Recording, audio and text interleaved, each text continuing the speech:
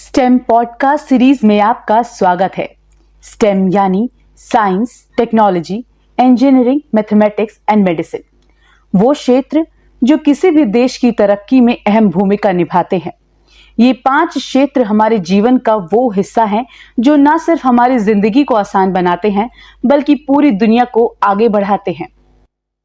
प्रकृति, धरती, ब्रह्मांड, इंसान, जानवर, पेड़ पौधे और जीवन को समझने का तरीका, विज्ञान के ज्ञान का इस्तेमाल करके नई चीजों को बनाना और डिजाइन करने का तरीका, नई खोजें, नई तकनीक, नई दवाइयां जो देश और दुनिया को आगे बढ़ाते हैं। आइए हम सुने विज्ञान की अनकही कहानियां। क्या आपने कभी सोचा है कि मौसम विभाग को कैसे पता चलता है कि आज बारिश होगी या धूप निकलेगी? क्या आपने कभी सोचा है कि मौसम विभाग को कैसे पता चलता है कि आसमान में बादल हैं या नहीं, और अगर हैं तो कहां और कितने? इसे जानने के लिए वैज्ञानिक एक खास तकनीक का इस्तेमाल करते हैं जिसे कहते हैं क्लाउड डिटेक्शन यानी बादल की पहचान। ये काम किया जाता है सैटेलाइट्स, रडार और लिडार जैसी तकनीकों की मदद से। सैटेलाइट से ली गई तस्वीरें हमें बादलों का फैलाव दिखाती हैं। रडार हमें बताते हैं कि बादलों में कितना पानी है, और लिडार जो एक तरह की लेजर बीम है वो बादलों की ऊंचाई और मोटाई को मापता है। इन जानकारियों से मौसम विभाग तय करते हैं कि बारिश होगी या नहीं, तूफान आएगा या फिर धूप निकलेगी। पिछले कुछ सालों में आपने खबरों में सुना होगा क्लाउड बर्स्ट यानी बादलों का फटना, अचानक तेज बारिश, बाढ़ और फिर भारी तबाही। लेकिन क्या इसे पहले से पहचाना जा सकता है? हाँ बिल्कुल, और इसमें मदद करता है क्लाउड डिटेक्शन और एटमॉस्फेरिक लिडार जैसी आधुनिक तकनीकें।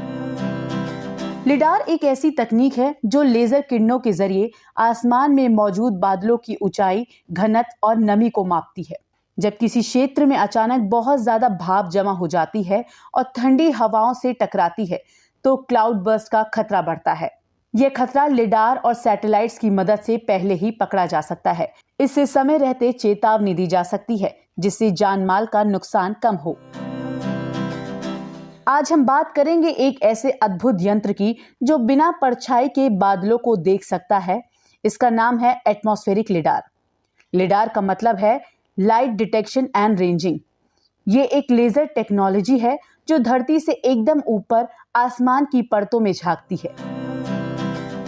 लिडार की मदद से मौसम वैज्ञानिक न केवल आज का मौसम समझते हैं बल्कि ये भी जान पाते हैं कि धरती में जलवायु में क्या क्या बदल रहा है।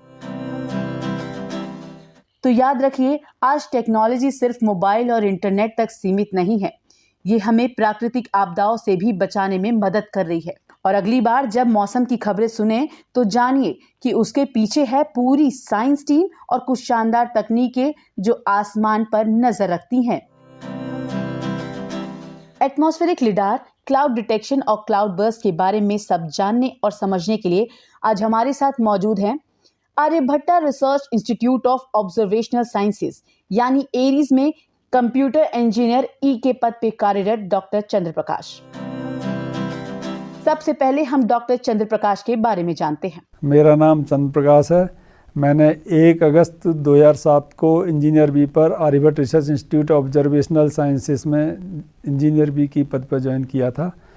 और मेरे को जब मैंने ज्वाइन किया था तब यहाँ पे एसटी रडार में एंटीना की जिम्मेदारी दी गई थी और इलेक्ट्रिकल का इंचार्ज बनाया गया था।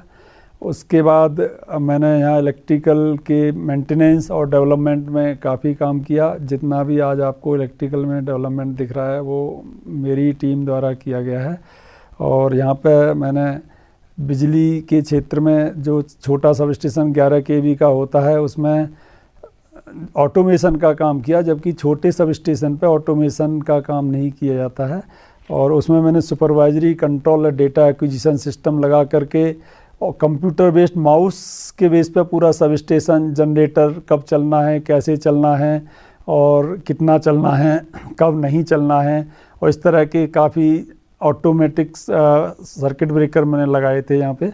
और वो सारे सर्किट ब्रेकर की मदद से यहाँ पे पूरे 24 घंटे बिजली मिलना प्रारंभ हुई। नहीं तो पहले बिजली कई कई दिनों नहीं आती थी और डाउन टाइम भी हमने बहुत बिल्कुल जीरो कर दिया था। और उसके बाद मैंने ST रडार में एंटीना डेवलपमेंट में काम किया ECIL के साथ मिल करके, और रडार के एंटीना इंस्टॉलेशन में भी मैंने काम किया।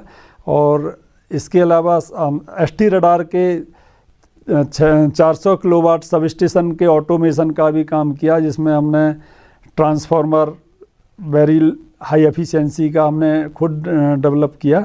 और फिर उसके बाद हमने वैक्यूम सर्किट ब्रेकर और एयर सर्किट ब्रेकर और मोटराइड MCCB को हमने यहाँ लगा करके सारा कुछ ऑटोमेटिक कर दिया था। और उसके बाद जनरेटर वगैरह भी सब ऑटोमेटिक कर दिए थे। और पूरे उसमें एरीज की सारी जो वायरिंग वगैरह इंटरनल एक्सटर्नल वायरिंग उसमें सब में काम किया। फिर इसी बीच मेरे को इन सर्विस PhD में पंतनगर में जाने का मौका मिला।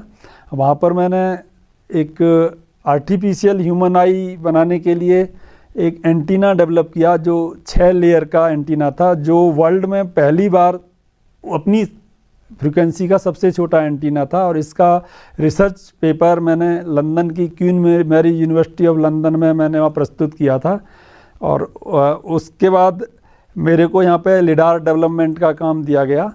लिडार डेवलपमेंट में हाई एनर्जी पल्स लिडार, जो कि 532 नैनोमीटर की तरंग दैर्ध्य पर कार्य करता है, उसको हमने डेवलप किया। डेवलप करने के बाद ये लिडार से हमने एक रिसर्च पेपर भी प्रस्तुत किया, जिससे हमने क्लाउड और एरोसोल को डिटेक्ट करने के लिए हमने इस पे रिसर्च पेपर एक प्रस्तुत किया। और अभी फ़िलहाल जनवरी में मेरे को 104 सेंटीमीटर, जो कि 50 साल से ज़्यादा पुरानी दूरबीन है, जहाँ ज़्यादा तक वैज्ञानिक वहीं से शोध करके यहाँ वैज्ञानिक बने हुए हैं, उसको अपग्रेड करने का कार्य मेरे को दिया गया है और उसको फिर से दुरुस्त करने का काम दिया गया। तो उसके ऑटोमेशन का, डोम ऑटोमेशन का कार्य, उसको अपग्रेड करने का कार्य वो मेरे को दिया है। तो हमें उम्मीद है कि इस कार्य को हम बहुत जल्दी ही कर लेंगे। Particular research area atmospheric lidar में क्लाउड डिटेक्शन और एरोसोल डिटेक्शन का है।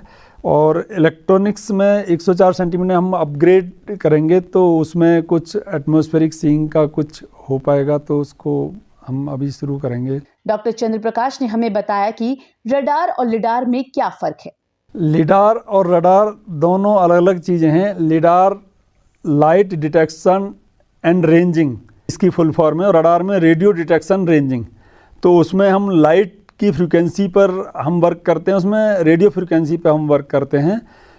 और रडार 24 घंटे कार्य कर सकता है। लिडार कुछ मॉडिफिकेशन के साथ अब आज की डेट में 24 घंटे कार्य कर सकता है। और लिडार रडार की अपेक्षा सस्ता पड़ता है, और अपने फील्ड में ज़्यादातर रिसर्च जो हम करते हैं वो दोनों की कॉमन है।